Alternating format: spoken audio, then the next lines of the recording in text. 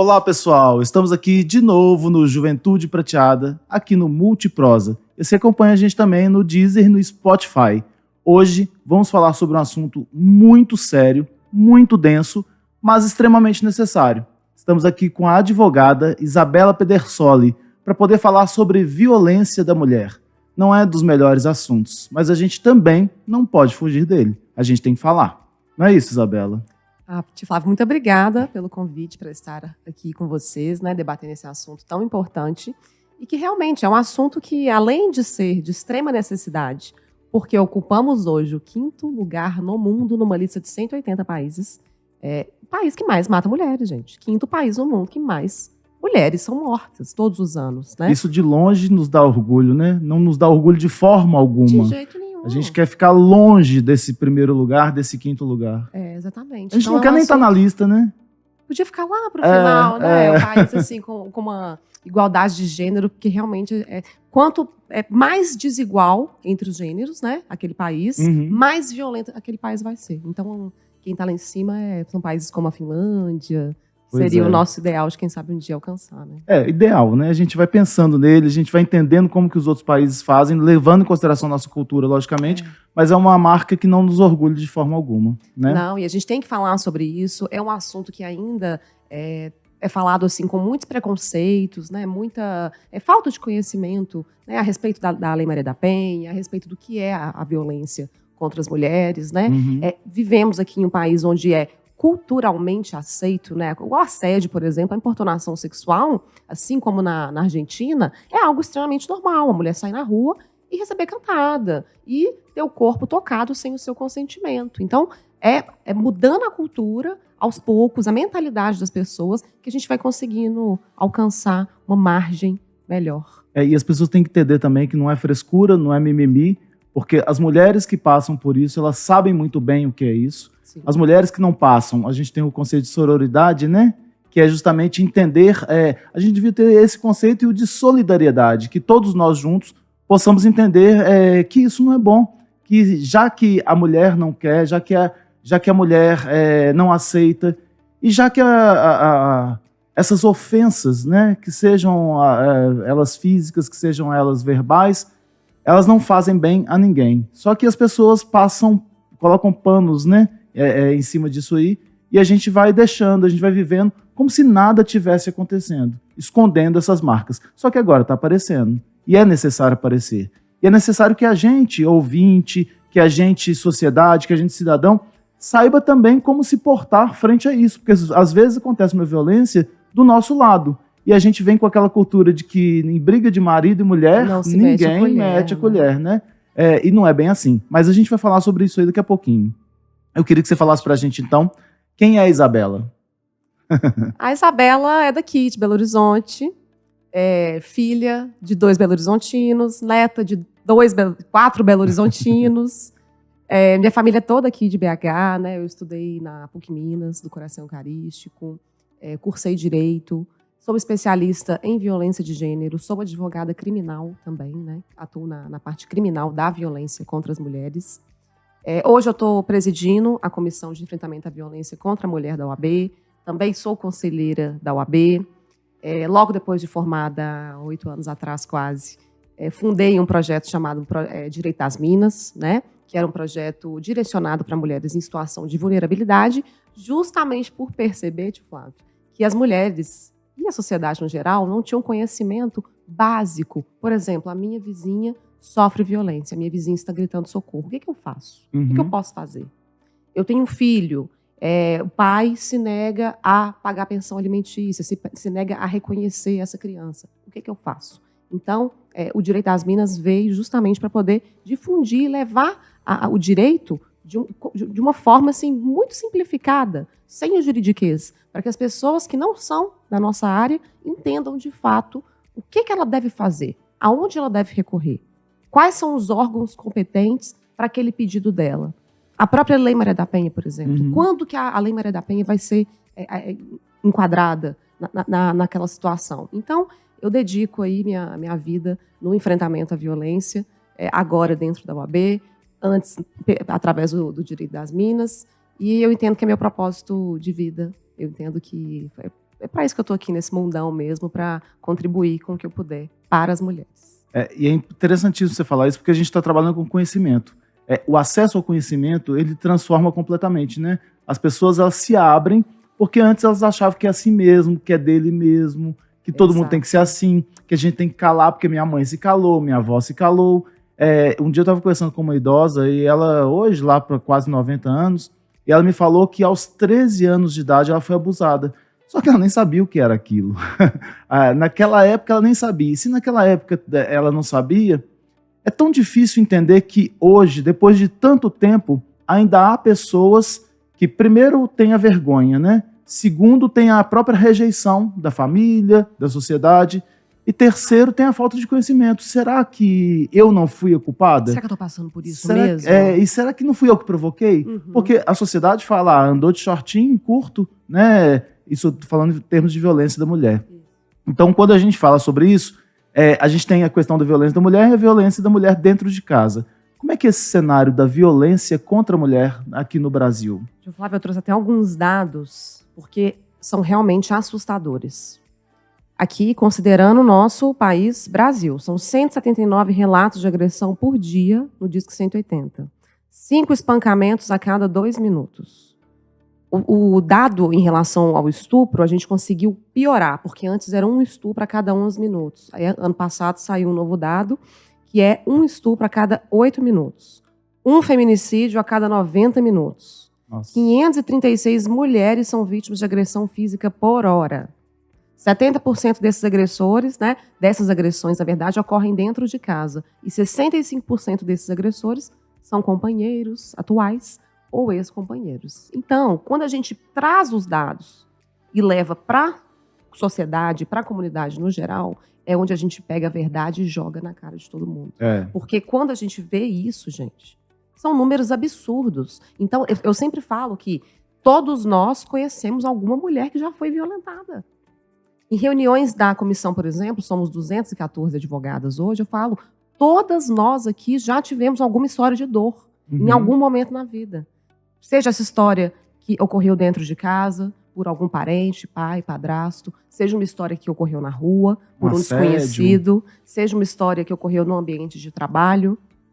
Então, tio Flávio, quando a gente liga o jornal, quando a gente vai para a mídia, a gente vê mulher que é violentada dentro de ambulância de SAMU. Crianças violentadas dentro de abrigos. Mulheres violentadas dentro de hospitais, enquanto estavam inconscientes. Nos estádios de futebol, nas festas, no carnaval, na rua. Agora, o lugar mais violento para as mulheres ainda é dentro da própria casa. E olha que o que nos assusta ainda mais é que esses dados que você está passando são atuais, porém devem ser subdados, né? Subnotificados, porque há muita gente que não faz registro.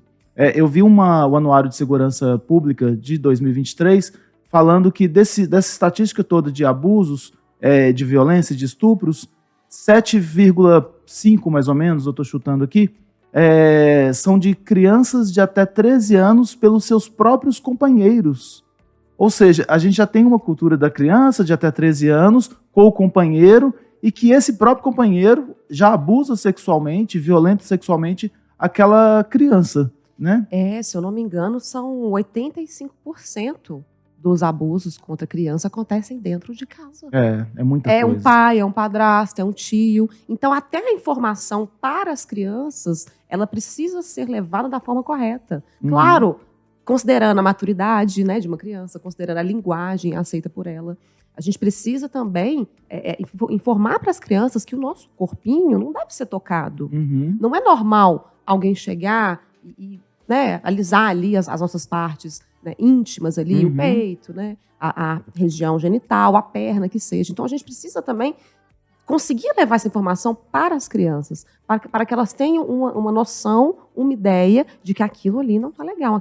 Meu avô não pode encostar em mim daquela forma, e caso aconteça, que elas saibam levar isso para os pais, levar para a mãe, para uma pessoa de confiança.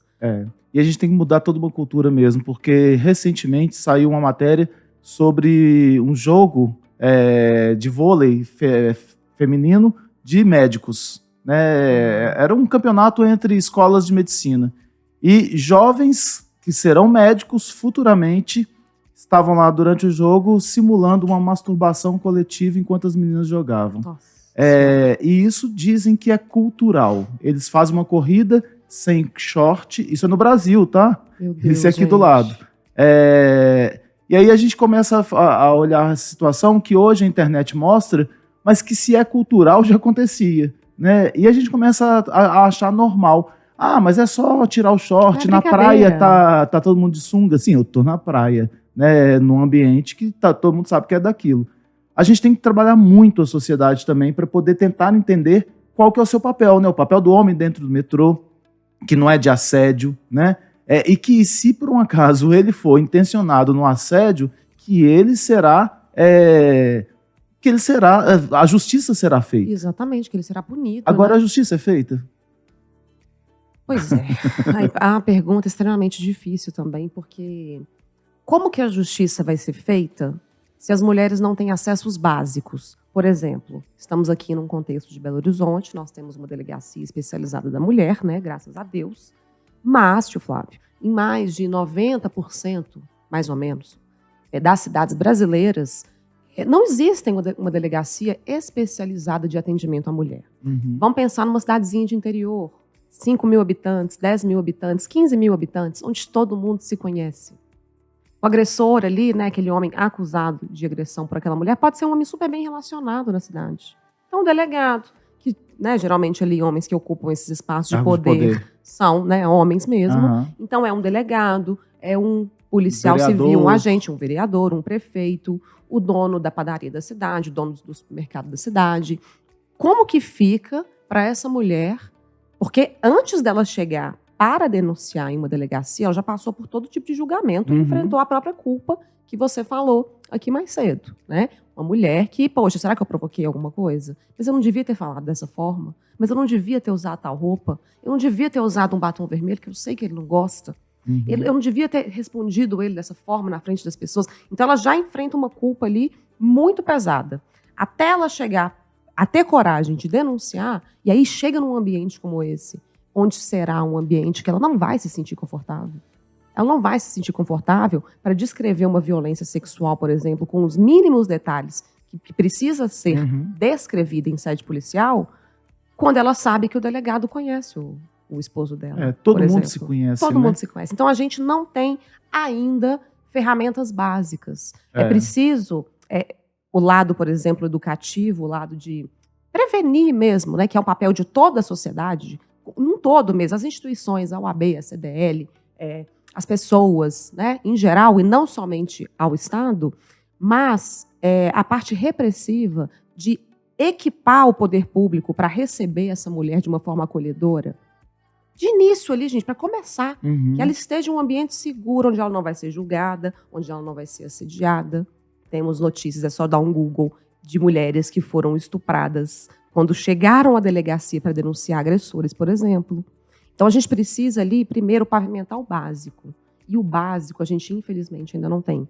As mulheres, obviamente, se o sistema judiciário é um recorte de toda a sociedade, o sistema judiciário vai ser machista. Se estamos inseridos em uma sociedade machista e patriarcal, o pequeno recorte que é o judiciário também será machista. É uma amostra. Então, mulheres que não se sentem seguras desses ambientes e acabam tendo que relatar aquela mesma história diversas vezes. Mulheres que têm seus direitos básicos, como acesso à medida protetiva, negados. Então, a gente precisa sair um pouco aqui da nossa cabeça de capital e buscar conhecer a realidade nos interiores para ver que o buraco é muito mais embaixo. Então, para começar, de fato, as mulheres, né, terem ali o acesso à justiça, é preciso fazer o básico, o que ainda não está sendo feito. A gente pensa muito nessa questão da própria Belo Horizonte, e olha que em Belo Horizonte ainda tem muito que melhorar, provavelmente, mas realmente tem cidadezinhas. Aqui mesmo deve ter muita questão do poder, das pessoas às vezes serem violentadas ou assediadas por pessoas que são poderosas e que muitas vezes os donos de empresas, que a pessoa trabalha, se ela delatar, se ela falar, se ela se queixar, ela pode ser mandada embora, então ela fica com aquele medo, porque ela precisa daquele dinheiro. São várias e várias questões e a gente tem que ter um cuidado muito grande para de fora não jogar pedras, porque não é nossa função, né? E a gente tem, até pela mídia mesmo, a gente tem um papel extremamente importante, porque quando há um caso desses, a mídia faz uma exploração que expõe demais as pessoas. E isso não ajuda em nada, isso muito prejudica. Agora me fala o seguinte, o que é essa Lei Maria da Penha, para quem e para que ela serve? A Lei Maria da Penha é uma lei que a gente, enquanto mulher, se orgulha muito, porque ela foi construída por mulheres. Todo o movimento das mulheres, organizações independentes participaram da construção dessa lei, que veio porque tivemos uma mulher, que é a própria Maria da Penha, que foi extremamente violentada. Hoje, inclusive, ela é paraplégica. Acho que uma das últimas violências foi o tiro que ela sofreu na coluna enquanto dormia. E aí, o que ela fez? Né? Ela buscava ajuda e não conseguia. Ela recorreu aos tribunais internacionais e o Brasil foi internacionalmente punido e foi determinado que ele desenvolvesse, né, que nosso país desenvolvesse um plano real de enfrentamento à violência doméstica e familiar contra as mulheres, que atinge tantas mulheres até hoje, né? Então, tivemos a sanção dessa lei em 2006 e eu vejo muitas mulheres se queixarem, por exemplo, se eu vier a sofrer uma violência na rua, a Lei Maria da Penha não vai me proteger.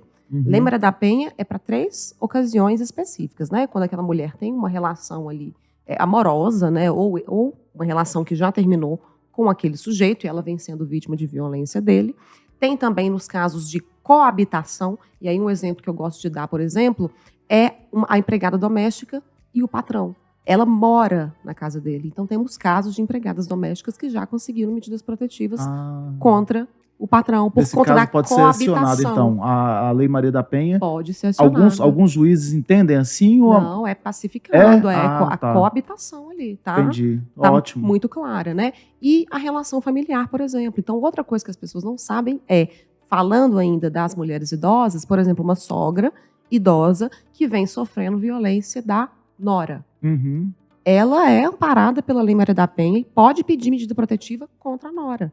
Então, o sujeito a ser protegido na Lei Maria da Penha sempre vai ser a mulher.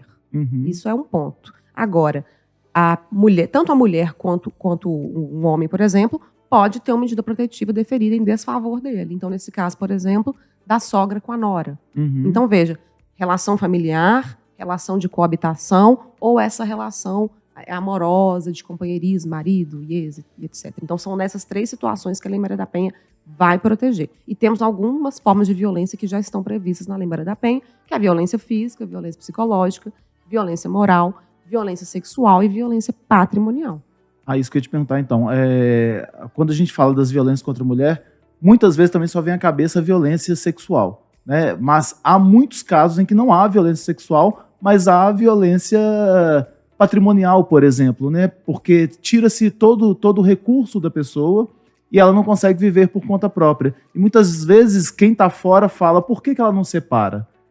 Você já ouve muito isso? Por que ela não sai de casa? Nossa, são diversos os motivos. A dependência financeira é um deles, obviamente. Inclusive agora, essa semana passada, né, tivemos aprovado o auxílio aluguel como uma modalidade de medida protetiva. Então, mulheres que tiverem situação de vulnerabilidade, isso vai ser analisado pelo juiz, né, do caso, social ou financeira, e ela precisar desse auxílio aluguel, vai ser deferido a favor dela, o Estado, o município, que vão custear com a verba da assistência social, por até 6 meses ela vai poder receber esse valor, para que ela consiga sair daquele lar violento. Vai dar um respiro, né? Muitas vezes ela não tem, realmente não tem recursos, e tem filho, e tem 2, 3 filhos pequenos. Aí o marido, muitas vezes, uma forma também de violência financeira e patrimonial, impediu com que ela trabalhasse. Não, mulher minha não trabalha, mulher minha não estuda. Às vezes ela participa ali da empresa, tem uma cota e tudo, mas ela não tem ideia de quanto que entra, quanto que sai de dinheiro, ela não tem ideia. Muitas mulheres, às vezes, a gente vai analisar mulheres idosas, por exemplo, isso acontece muito, 30 anos de relacionamento. Ela dedicou para ficar dentro de casa, cuidando dos filhos, passando, limpando, que é um trabalho doméstico que não é remunerado e nem valorizado. E aí ela dedicou a vida para isso, quando ela finalmente ali... Eu não aguento, essa relação não tá bacana para mim, eu quero separar. E a gente vai analisar os bens. Não, mas qual que era a modalidade do casamento? O que é que vocês têm? Não sei, doutor. Não sei, era ele que tomava conta, era ele que fazia tudo. Então, isso também é uma forma de violência patrimonial. Há muito relato de violência doméstica contra idosas? Lá no escritório, tio Flávio, eu já atendi vários casos. Vários casos. E eu falo isso muito para as mulheres também, porque... a violência doméstica, ela, infelizmente, é amplamente democrática. Então, a gente vê, por exemplo, mulheres que tiveram acesso à educação, mulheres ricas, mulheres executivas, mulheres com cargos no poder público, no judiciário, que estão passando por violência. Porém, quando a gente vai também analisar os dados, as que mais apanham, as que mais morrem, são as mulheres pretas, periféricas, em situação de vulnerabilidade. Agora, mulheres idosas, por exemplo, que já estão ali há 30, às vezes 40 anos dentro daquela relação. Já peguei esses casos de 40 anos vivendo uma relação abusiva. E já peguei casos, por exemplo, de 3 meses de namoro. Então, para a gente ter uma noção de como que vai atingir diversas mulheres com diversas realidades. Agora, as mulheres idosas, por exemplo, é um caso que nos toca muito, né? Porque foi uma vida de sofrimento. Foi uma vida em que muitas vezes elas relatam que elas nunca perceberam isso. Até porque agora que é falado, né? Não achava que era. Achava que, homem é assim mesmo. É isso aí. Ele vai melhorar. Ele me prometeu. É só quando ele bebe. Quando ele bebe, ele fica assim. Então, assim, tem uma frase que eu gosto que é: não era amor, era silêncio, né? Então, a gente vê agora, anos de 2023, entrando aí para 2024, que a gente vai ter uma dimensão que as mulheres estão tendo mais voz. Justamente por conta da informação levada, do conhecimento. Olha, não precisa esperar sofrer a violência física para buscar seus direitos. Eu tive casos, por exemplo, de medidas protetivas deferidas em relação só à violência moral, que são os xingamentos. Você não presta, você não faz nada direito, você é péssima. Apenas xingamentos, Flávio. Eu acredito que muitas pessoas ainda não sabem disso. Acha que tem que esperar bater e quando bate, acha que tem que estar marcado. E não tem isso. É possível pedir medidas protetivas, é possível ser amparada pela Lei Maria da Penha em relação a qualquer uma dessas 5 formas de violência. Ok, olha, para a gente poder encerrar a nossa conversa aqui, primeiro eu queria saber como que as mulheres fazem para denunciar uma agressão, uma violência. Aqui em Belo Horizonte, a gente tem o privilégio de ter a Casa da Mulher Mineira, que fica ali na Avenida Augusto de Lima, próximo ao Fórum Lafayette. A Casa da Mulher Mineira funciona durante o horário comercial, né? De 7 da manhã às 7 da noite, se não me engano. Caso essa mulher queira denunciar ou na parte da noite ou no fim de semana, pode ir direto na delegacia especializada de atendimento às mulheres, que fica na Avenida Barbacena, também ali no Barro Preto. E aí, gente, no momento que vai denunciar, não é necessário ter um conteúdo probatório extenso. Mas eu não tenho prova. Somente a palavra da mulher informando que está em risco físico ou psicológico é necessário, né? Só isso basta para ela poder ter direito a medidas protetivas, por exemplo. Tá?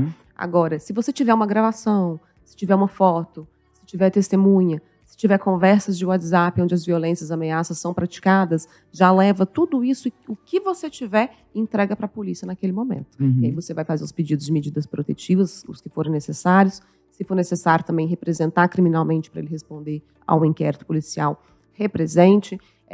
Temos direito a psicólogas, por exemplo, tem o auxílio aluguel agora. Nós temos diversas modalidades também de protetivas e de assistência para amparar essas mulheres de acordo com a necessidade de cada uma delas. Excelente. Nos fale um filme que seria interessante, pode ser dentro do assunto ou não, mas que você indicaria para as pessoas que estão nos ouvindo e nos assistindo. Vou indicar Ângela Diniz, né? Um caso de feminicídio muito emblemático e famoso aqui no nosso país. E também, que é um filme, né? É um filme. E também A Garota no Trem, que também está disponível, que é um filme onde a gente consegue observar diversas formas de violência que as mulheres ali estão submetidas. Fala também sobre maternidade, sobre solidão, sobre sororidade. É um filme bem interessante, eu gostei. E um livro? Um livro eu vou ser um pouquinho mais radical e indicar O Caliban e a Bruxa, que é muito interessante também. Então ótimo. Isabela, muito obrigado pela sua participação aqui, obrigado por essas informações. Nós vamos colocar aqui também o seu contato, né, para que as pessoas possam te acionar caso precisem. E queria, nesse momento, deixar esse espaço para que você agradecesse a algumas pessoas ou quem você quiser. O espaço é seu. Eu vou agradecer, então, a minha mãe e a minha avó, que são 2 mulheres que me inspiraram, assim, me inspiram durante a vida, pessoas genuínas, com coração bom e que me ensinaram que a gente tem que ter um propósito, né? E um propósito que seja genuíno, que faça parte da nossa vida, que faça parte da nossa história. Então, são 2 mulheres que eu carrego comigo, porque são mulheres que foram submetidas ali a situações durante a vida e que hoje eu me inspiro absurdamente nelas. São muito fortes. Que bom. Olha, hoje nós ficamos por aqui, agradecendo a Isabela pela presença, por esse vasto conhecimento. É muito pouco tempo para tanta coisa para falar, mas a gente ainda vai ter oportunidade de conversar um pouco mais. E tem aí também os contatos que você deixou, as possibilidades de se pesquisar para poder tentar entender um pouco mais o assunto. Então, muitíssimo obrigado pela sua participação aqui com a gente.